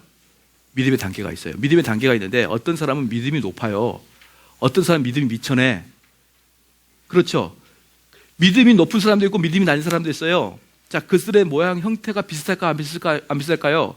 안 비슷할 수 있죠. 왜? 세상에 대한 두려움, 내가 지금까지 의지했던 것에 대한 두려움이 있단 말이에요. 자, 그러면은 예를 들어서 이 친구가 다른 건 잘하는데 어떤 분야에서 두려워하고 있어요. 이놈의 자식이 보니까 다 믿음이 있는 줄 알았더니 아직 믿음이 없네 라고 하는 완벽주의는 안 됩니다. 사람마다 자기가 약한 부분이 있어요. 그런데 그 사람한테 뭐라 될까요? 그 약한 부분 때문에 이 사람 전체 인격을 너는 구원받지 못한 놈이라고 하면 안 되는 거예요. 아시겠죠? 왜? 믿음에는 자람이 있으니까. 아직 덜 자란 게 있으니까. 그런데 문제는 뭐냐면 아무리 작은 믿음도 믿음의 형태가 나타나게 되어 있다는 거예요. 아무리 작은 믿음도 믿음의 형태가 나타나요. 믿음의 형태가 안 나타난다. 그럼 뭘까요? 믿음의 형태가 안 나타난다. 시작? 믿음이 없는 거예요. 그러니까 믿음의 형태가 전혀 안 나타나는데 이 사람이 그래도 믿을 수 있는 거잖아. 그래도 그 마음은 믿을 수 있잖아. 그렇게 하면 안 되는 거예요. 아무리 작은 믿음도 조금씩은 나타나게 되어 있습니다. 그리고 믿음은 살아있습니까? 죽어있습니까? 살아있죠. 성장합니까? 안 합니까? 하는 거예요. 그런데 아까 존 오웬 같은 거 몇 년입니까? 존 버년 몇 년일까요? 수년, 약 5년, 6년입니다. 약 5년, 6년. 어거스틴이 몇 년일까요? 어거스틴 같은 경우는 이것도 한 3, 4년 됐어요. 그래서 이런 과정을 거쳐서 거듭났죠. 근데 우리는 몇 년? 시작? 30년을 믿어도 그런 과정이 안 나타나네. 이것은 무슨 오스트랄 피테쿠스 시대인가요? 30년을 믿어도 안 나타나요. 그건 믿음이 있겠지. 그렇게 하면 큰일 나는 거예요. 그건 없어버릴 확률이 대단히 많죠. 1, 2년이면 모르겠는데 30년, 40년을 한결같이 맹하게 왔단 말이에요. 믿음의 어떤 형태도 드러나지 않고. 그런 것들에 대해서는 단호하게 당신의 믿음을 다시 점검해야 됩니다 라고 이야기했던 것이죠. 토마스 브룩스입니다. 그리스도의 학교나 집이나 교회에는 어린 유아들이나 어린 아이들이나 청년들이나 장년들처럼 다양한 부류의 그리스도인이 있습니다. 그러므로 목사들은 설교에서나 그래서 그 사람들에게서 나타나는 증거들을 잘 정리해 주어야 됩니다. 그래서 유아들과 어린 아이들이 기뻐하며 즐거워해야 할 때 피를 흘리며 한탄하며 슬피 우는 일이 없도록 해야 될 것입니다. 이게 무슨 말입니까? 어릴 때 앞에 문구는 아이들이 기뻐하고 즐거워할 때입니다. 그러니까 유아들이 어린 아이들이 기뻐하고 즐거워할 때 피를 흘리며 한탄하며 슬피 우는 일이 없도록 한다. 이게 무슨 말이냐면 나중에 그 아이들이 기뻐하고 즐거워해야 되는데 지금 그 아이들을 손대지 못해서 나중에 피를 흘리도록 하지 말란 말이에요. 어릴 때부터 하란 말이에요. 어릴 때부터. 너가 제일 좋아. 알겠지? 그래. 어릴 때부터 하나님 말씀에 침잠해 있어야 된단 말이죠. 그 아이가 그 어릴 때 말씀으로 거듭날 수 있도록 목사님은 자꾸 양육을 해야 되는 것이죠. 만약에 그 시간을 놓치면 어떻게 됩니까? 그가 마지막에 기뻐하고 즐거워할 때 어떻게 되는 거예요? 피눈물을 흘리는 것이죠. 피눈물을. 그래서 여러분들도 자녀가 정말 하나님의 말씀에서 잘 자라기 바라는데 결국 그 시간을 놓쳐가지고 아무리 그 자녀를 다시 신앙으로 데리고 오려고 해도 멀리 떠나버리고 말았단 말이죠. 그러니까 언제가 좋습니까? 시작. 언제가 좋아요? 나이가 어릴수록 좋아요. 어릴수록. 그런데 초등학생 때는 어떡합니까? 아직 어리니까. 중학생 때는 어떻습니까? 학원 가야 되니까. 고등학생은 어떻습니까? 수험생이니까. 대학생은 또 뭐 해야 되니까. 청년 때는 또 뭐 합니까? 연애해야 되니까. 직장 가면 직장 바쁘니까. 다 젊은 시간 뭐예요? 다 버리고 어떻게 합니까? 갈 데도 없고 교회나 가자. 그렇게 해가지고 뭔 이런 역사가 일어나겠냐고요. 자기의 좋은 꽃다운 나이는 다 세상에 바쳐버리고 하나님을 통해서 거듭나는 역사는 아무것도 없는 빈털터리입니다. 그게 지금 이 토마스 브룩스의 얘기입니다. 그래서 진정한 그리스도인이라면 누구나 어느 정도 그 속에 거룩한 은혜의 증거가 있게 마련입니다. 이게 바로 청교도의 주된 사고방식이에요. 알겠죠? 지금 청교도가 무엇인지 알겠죠? 사람들은 그렇게 말합니다. 왜 청교도만 옳다 그러냐? 그렇지 않아요. 절대로 그렇죠. 오해입니다. 청교도만 옳다 그러는 게 아니라 청교도가 말하는 이 구원에 관한 것이 옳다는 거예요. 이 구원에 관한 것을 우리는 옳다고 느끼고 이게 성경적이라 느끼는데 문제는 뭐냐? 다른 데는 없거든요. 다른 그 감리교나 다른 교회는 없어요, 이게. 그러니까 이걸 이야기하면서 이렇게 해야만 됩니다. 그러면 말하지 않은 사람들이 너만 옳으냐라고 따지는 것이죠. 그런데 한번 봐봐요. 여러분이 지금까지 교회 다니면서 구원에 관해서 구체적으로 배운 적이 있는지 한번 생각을 해보라고요. 그러면 구원에 관해서 구체적으로 이야기하지 않는 교회를 향해서 뭐라고 합니까? 난 너희랑 같이 어울릴 수 없다. 왜? 바울이 뭐라고 했어요? 나는 십자가의 도를 알기로 작정했다. 이거 아니에요. 나는 십자가의 도 외에 다른 것을 알지 않기로 작정했다. 이거 아니에요. 나는 십자가의 도만 알기로. 십자가의 도만 알기로. 뭐 다른 것은 의도적으로 안 본단 말이에요. 십자가의 도만 알기로 작정했다고 바울이 말했어요. 자, 무슨 말입니까? 이 구원의 도가 십자가의 도거든요. 십자가를 통해서 여러분이 구원으로 가정. 그러면 십자가의 도가 지금까지 뭘 배웠냐고요, 지금까지. 지금까지 십자가의 도를 무엇을 배웠습니까? 안 배웠잖아요. 그러니까 바울이 말하고 있는 이 십자가의 도는 뭡니까? 바로 여러분이 구원을 이룬 구원의 도예요. 이것만 여러분이 알아도 되는 겁니다. 신앙생활에서 자질구레한 건 몰라도 돼요. 그런데 이것만큼은 여러분이 머릿속에 확실히 알고 있고 그게 여러분의 마음과 영혼에서 스물스물 기어 나올 때가 바로 그때가 여러분이 성공하는 거예요. 이삭의 아들이 누구예요? 이삭의 아들 누구죠? 왜 몰라요? 야곱이지 않습니까? 그죠? 어이야요, 아이야요, 아브라함, 이삭, 야곱, 요셉. 그거 안다고 여러분 천국 가냐고요? 노아 시대 때 방주에 두 쌍이 들어간 거 안다고 천국 가냐 말이에요. 그런 걸 몰라도 이 구원의 도를 알아야 되는데, 이 한국교회는 구원의 도만 이야기 안 하고 그런 것만 이야기하는 거예요. 그런 것만. 저번에 언제 신천지가 한번 왔다 그랬잖아요. 신천지 와가지고 목사님 요한계시록 몇 장을 어떻게 해석합니까? 그래서 제가 그랬죠. 구원은 받았냐? 계속 구원은 받고 지금 이렇게 이야기하는 거냐? 구원은 상관없고요. 구원은 이미 받았죠. 언제? 진즉 받았어요. 언제? 그런 건 말씀하지 마시고. 요한계시록 어떻게 해석하세요? 그건 무슨 필요가 있냐고요. 오늘 와가지고 뭐라고 했다고요? 목사님 창세기의 뱀이 진짜 사람입니까? 파충류입니까? 그거 알아서 뭐하게? 그래, 그게 파충류라 그러면 너 그것 때문에 그 뱀 타고 천국 갈 거야? 아니, 그래도 궁금하잖아요. 나는 네 정신 상태가 궁금하다. 왜 그걸 알려고 그래, 그걸? 그러면 하나만 더 물어볼게요. 뭐? 그럼 창세기 나와 있는 그 뱀하고 요한계시록 나와 있는 용하고 같은 건가요? 같지? 다 틀린데, 용이라 그랬는데. 나는 네가 더 틀렸다. 그런 구원과 관계없는 것들에 대해서는 대단히 예민해요. 근데 구원에 대해서는 아무것도 몰라요. 그렇죠? 그래서 믿음과 확신을 서로 동일한 것으로 제시하는 경우도 있다. 존 뉴턴 같은 경우는 믿음과 확신은 그 근거와 원리가 정확하게 똑같습니다. 구원 얻는 믿음의 가장 낮은 행위에는 다음과 같은 것들이 포함되어 있습니다. 첫 번째, 그리스도께서 구원하시기에 충족하시고 구원하실 만큼 권위가 있으시다는 인식입니다. 그리스도를 자기에게 적용시킵니다. 그리스도의 긍휼하심에 대한 소망, 이는 예수님을 아는 지식이 확실히 하느냐에 따라 희미하기도 하고 분명하답니다. 그는 그런 확신을 근거는 바로 하나님 말씀이었습니다. 토마스 브룩스, 특히 큰 환난과 시험, 두려움과 의심이 있을 때에는 그리스도인들이 정상적인 방도보다는 비정상적인 방도를, 오래된 방도보다는 새로운 방도를, 그리고 하나님께서 지정하신 방도보다는 사람들이 만들어낸 방도를 기대하고 거기에 대하며 말씀이 아닌 다른 것에 근거하여 믿음을 세우려는 경향이 나타납니다. 사람이 자기의 영적인 영원한 신분을 성경으로 말미암아 결정짓고자 하는 마음이 생기기 전에는 그 사람은 절대로 자기 영혼의 평안과 안식을 누릴 수 없어요. 방금 밑에서 세 번째, 사람이 자기의 영적인 영원한 신분을 뭘로? 성경으로 결정지어야 되는 거예요. 성경으로. 무슨 말입니까? 성경을 통해서 그 성경의 열매들이 여러분 마음속에 일어나는지를 보고 확정하란 말이에요.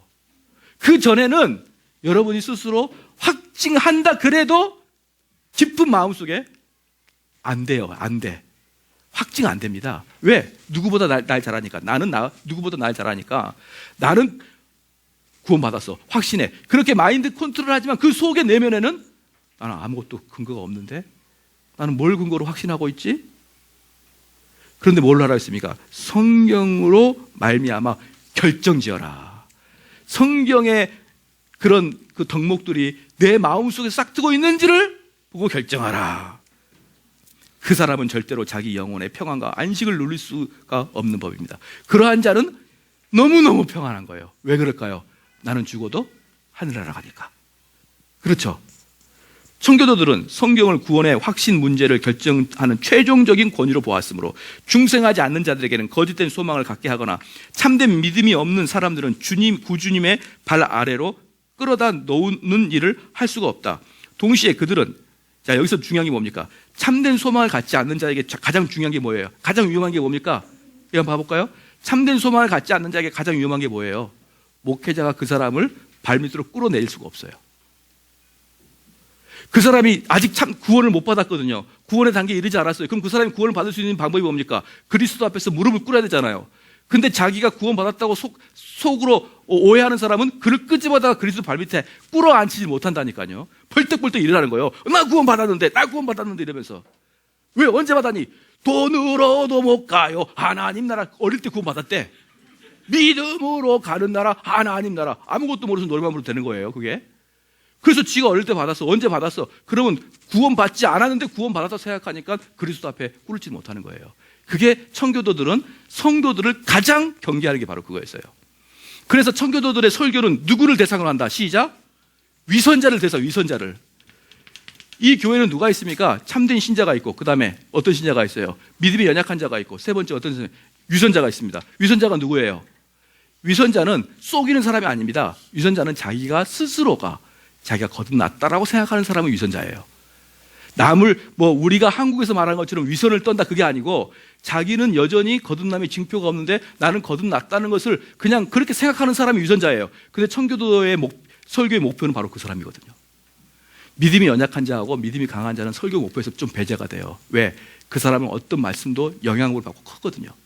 근데 위선자들한테는 말씀을 강하게 함으로 그가 그리스도 안으로 들어올 수 있도록 말씀을 하는 것이죠. 그렇죠. 자, 그래서 사람들을 구주님의 발 아래로 끌어다 놓게 일을 할 수가 없다. 동시에 그들은 스스로 은혜의 상태 속에 있다는 확신을 가질 수 있는 소망이 사람에게 있음을 강조했다.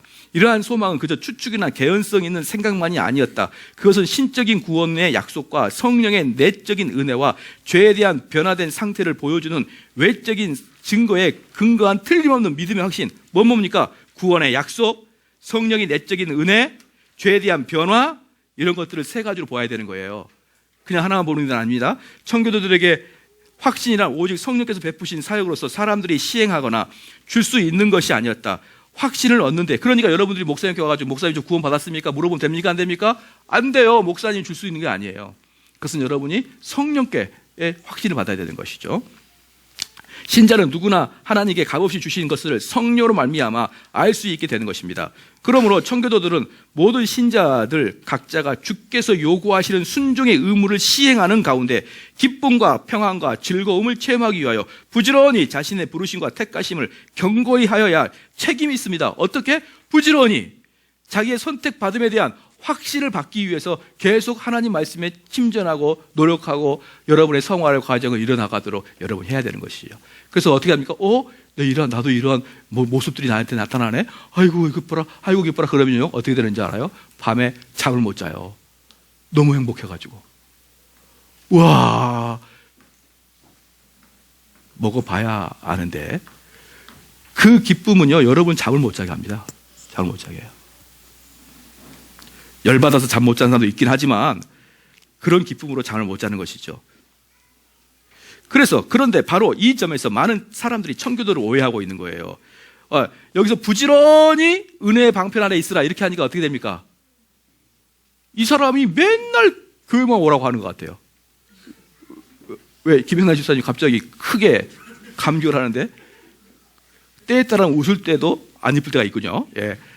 부지런히 하나님 말씀에 들어야 되고 부지런히 기도해야 되는데 여러분 회사에서 부지런히 하나님 말씀이 나옵니까? 안 나옵니까? 안 나와요. 극동방송 보면 됩니까? 안 됩니까?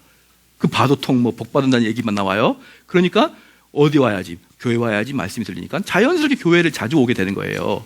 자연스럽게. 그러면은 목사님 어떻게 합니까? 야, 말씀 공부해라. 야, 또 와서 기도하라. 이러면 어떻게 되는 거예요? 언제 가정생활 하라는 거야? 왜 그렇게 목사님은 그냥 율법적이지? 이렇게 목회자를 애매하게 공격하게 돼 있죠. 그게 청교도 목사들이 거의 대부분 받은 오해였습니다. 받은 오해였어요. 그러니까 여러분들이 저를 보고 우리 목사님은 율법주의자 같아. 그럼 저는 어떻게 할까요? 속으로 흐뭇하는 거죠. 아, 나도 청교도구나. 그러니까 여러분이 저한테 그런 욕하는 것은 욕이 아니라 칭찬이에요. 청교도들은 그런 길을 다 갔거든요. 예. 함부로 욕하지 마세요. 저는 흐뭇하니까. 저를 공격하려고 욕하는데 저는 돌아서서 흐뭇해요. 왜? 그 앞에서는 인상을 쓰고 있죠. 나는 좀 기분 나쁘다 쓰고 있지만 속마음은 그렇지 않아요. 청교도들은 행위에 중점을 둔 믿음을 전하는 것이 아니었다. 그들은 회심한 사람들에게 성령의 역사로 말미암아 올바른 수단을 사용하여 그들의 마음속에서 확신의 열매를 바라보는 즐거움을 확증하라고 교훈한 것입니다. 자, 무슨 말인지 알겠죠? 그들의 안목은 계명을 지키지 않으면 그들은 약속에 속하여 있는 것이 아닙니다. 밑줄 딱 그거예요. 거기까지 오늘 거기까지 할 건데요. 여러분들이 하나님 말씀에 순종하고 있지 않으면요, 딱 정확하게 이겁니다. 만약에 여러분들이 하나님 말씀에 순종한다, 그렇죠? 순종한다. 그러면 목사는 어떻게 봅니까? 여러분들이 위선자인지 참신자인지 보는 거예요. 하나님 말씀에 순종하지 않으면 순종하고 있다. 그럼 위선자인지 참신자인지를 가려보는 겁니다. 순종하지 않는다. 시작. 너는 좀 가치가 별로 없어. 그러니까 저한테 오늘 그 아침에 오신 그 몇 분도 목사님 저 정말 심각한 질문이 있습니다. 그래서 저는 그분이 정말 구원에 대한 심각한 질문 갖고 올 줄 알았더니 뱀이 진짜 파충류 말씀이니까 할 말이 없어요. 이거 어떻게 해야 되나? 그런데 마찬가지예요. 구원의 도에서 하나님의 말씀을 지키지 않은 자는 상담 가치가 없는 거예요, 사실. 상담 가치가. 어떤 사람이 상담이 있습니까? 율법을 지키려고 하는데 그가 잘못된 마음의 방도로 지키려고 하는 사람을 상담하는 거예요. 아예 대놓고 하나님 말의 법도에 지키려고 하는 사람은 상담 자체가 무의미합니다. 그래서 어떻게 합니까? 성경이 뭐라고 했어요? 상담하지 않을 미련한 자에게 상담했다가 어떻게 하면 그가 나를 덤빈다 그랬어요. 덤벼서 나를 잡아 죽이려고 그런 거예요. 그러니까 저 오래 살아야 될 거 아니에요. 오래 살아야 여러분 아들 또 구원의 도를 끌고 갈 거 아닙니까? 근데 이 젊은 나이에 순교하면 되겠습니까? 안 되겠습니까? 안 되니까 안 될 놈은 그냥 냅둬버리는 거예요.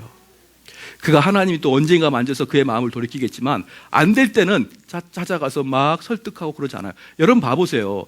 성경에서 사도들이나 예수님이 찾아가서 설득하고 그를 데려온 사람 봤나요? 여러분은 당연히 그렇게 해야 돼요. 왜? 사도가 아니니까. 그런데 실질로 복음을 전할 때는요, 그 사람이 복음에 반대를 딱 하게 되면요, 그건 교회를 데려오는 거하고 틀려요.